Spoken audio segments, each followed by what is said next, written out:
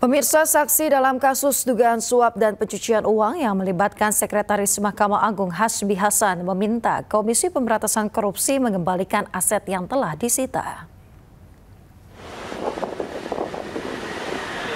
Ya, Bang. Bang Deo. Kuasa hukum Melinda Susanti, Deolipa Yumara, menilai penyitaan aset kliennya oleh KPK dilakukan tanpa dasar yang kuat. Aset berupa uang tunai, emas, dan sertifikat tanah dianggap merupakan milik pribadi kliennya dan tidak terkait dengan kasus Hasbi Hasan.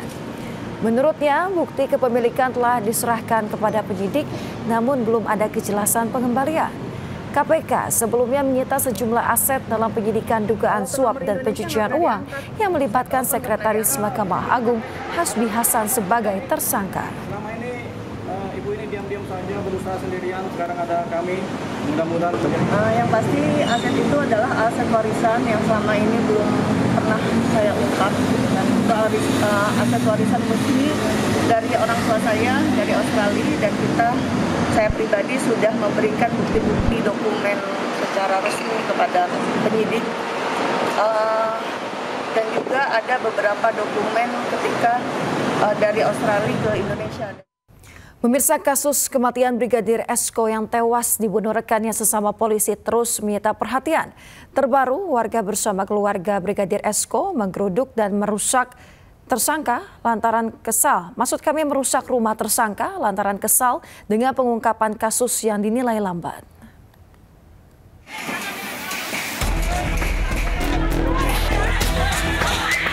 Emosi keluarga Brigadir Esko bersama warga tak terbendung. Keluarga korban pun menggeruduk rumah keluarga tersangka Bribtu Rizka di Desa Bunjeruk, Kabupaten Lombok Tengah, Nusa Tenggara Barat.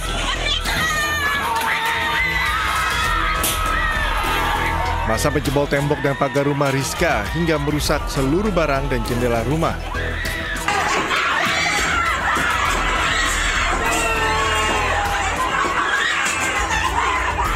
Aksi dipicu lantaran warga geram dan frustasi.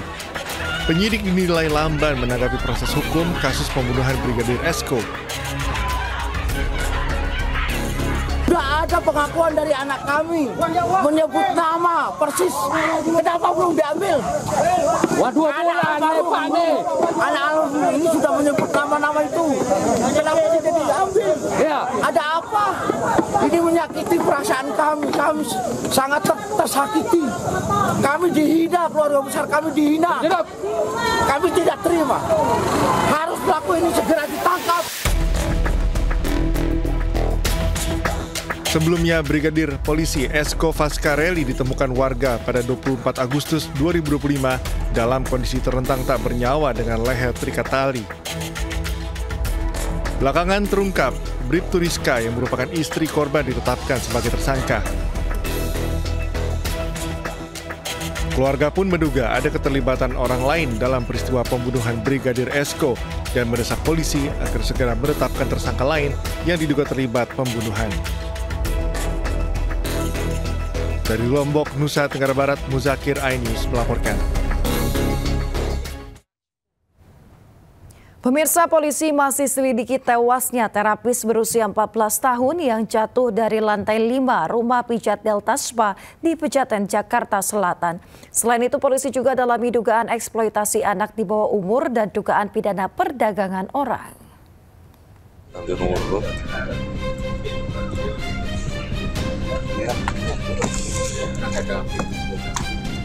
Di lahan kosong inilah warga menemukan jasad perempuan muda berkulit putih. 5 hari kemudian, Kapolres Metro Jakarta Selatan menjelaskan penemuan jejak kaki di lantai 5 di lokasi jatuhnya terapis berusia 14 tahun di Delta Spa, Jakarta Selatan.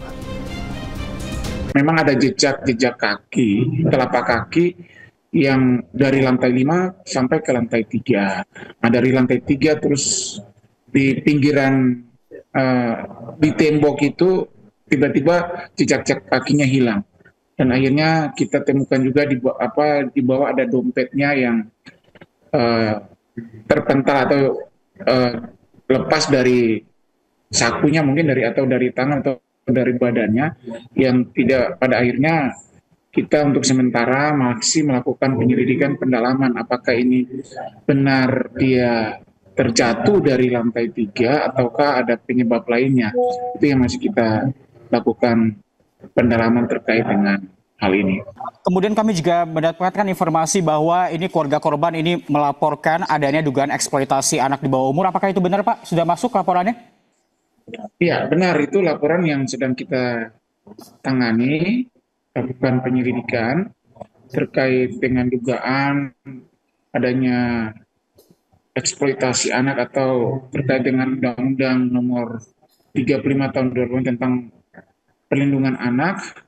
Artinya kita masih melakukan penyelidikan lebih mendalam lagi, melihat alat bukti yang kita kumpulkan. Dan pada intinya untuk penyebab kematian kami belum bisa menentukan. Yang menentukan kan ahli. Ya, ahli untuk itulah jenazah masih dilakukan otopsi dan kami menunggu hasil dari ahli forensik. Sebelum dilaporkan meninggal, korban sempat ingin pulang ke rumahnya di Indramayu. Namun, niat korban terhalang oleh peraturan denda dari Delta Spa berupa uang jaminan sebesar 50 juta rupiah. Karena nggak sesuai sama perjanjian di Bali. Di Bali katanya kan gaji 5 juta, nyampe Jakarta malah 1 juta. Tuh. Terus kan adik saya kan istilahnya kan udah nggak betah lah intinya di sini tuh, mau pulang dulu tadinya. Cuma dari pihak Deltanya mungkin ngancam kalau belum 1 tahun membayar dendanya 50 juta. Hingga kini polisi masih menyelidiki apakah korban mengalami kecelakaan hingga jatuh atau sengaja melompat dari atap. Pemirsa, kita beralih ke informasi lain. Pesinetron sekaligus terpidana narkoba Amar Zoni kembali tersandung narkoba. Kali ini ia diduga mengedarkan ganja dan sabu dalam rutan Salemba, Jakarta Pusat.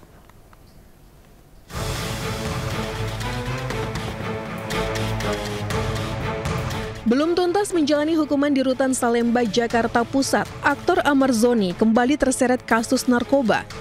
Kali ini Jaksa Penuntut Umum menerima penyerahan berkas kasus Amar Zoni dan 5 tersangka lain dari lapas, serta barang bukti sabu, ekstasi, dan ganja terkait peredaran narkoba di rutan Salemba. Amar berperan sebagai penampung narkotika untuk diedarkan. Akibat kasus ini, Amar Zoni dan jaringannya terancam hukuman penjara seumur hidup. Kecurigaan dari Karupang, rutan kelas 1 Jakarta Pusat, yang pada saat itu mengamati gerak-gerik para tersangka. Kemudian dilakukan penggeledahan dan pada ruang kamar para tersangka ditemukan narkotika jenis sabu dan ganja seperti yang tadi sudah disebutkan, seperti itu. Keterlibatan Amar Zoni ini menambah daftar panjang ikut sertanya dalam kasus narkoba. Mantan suami pesinetron Iris Bella itu kali pertama ditangkap petugas Sat Narkoba Polres Jakarta Pusat pada tahun 2017 di komplek perumahan di Depok, Jawa Barat atas kepemilikan ganja dan sabu serta alat isap atau bong. Ia direhabilitasi di Rumah Sakit Ketergantungan Obat Cibubur selama hampir 1 tahun. 8 Maret 2023, Amar Zoni ditangkap dengan barang bukti sabu seberat 1 gram oleh penyidik Sat Narkoba Polres Jakarta Selatan di kawasan Sentul, Kabupaten Bogor, Jawa Barat terkait sabu. Di kasus kedua ini, Amar Zoni dihukum 7 bulan penjara dan bebas pada 4 Oktober 2023.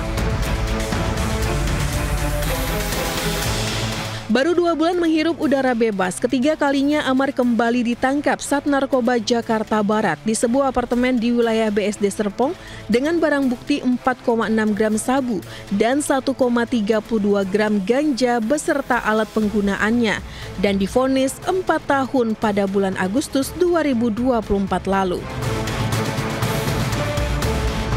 Amar Zoni sempat memiliki peluang bebas pada Desember 2025 mendatang melalui program asimilasi. Namun kasus terbaru ini membuat peluang bebas tersebut harus pupus.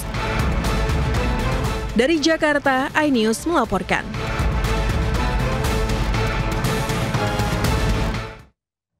Pemirsa, sidang lanjutan terdakwa Nikita Mirzani kembali digelar dengan agenda mendengar tuntutan JPU. Nikita dituntut 11 tahun penjara dan denda 2 miliar rupiah terkait kasus pemerasan dan TPPU.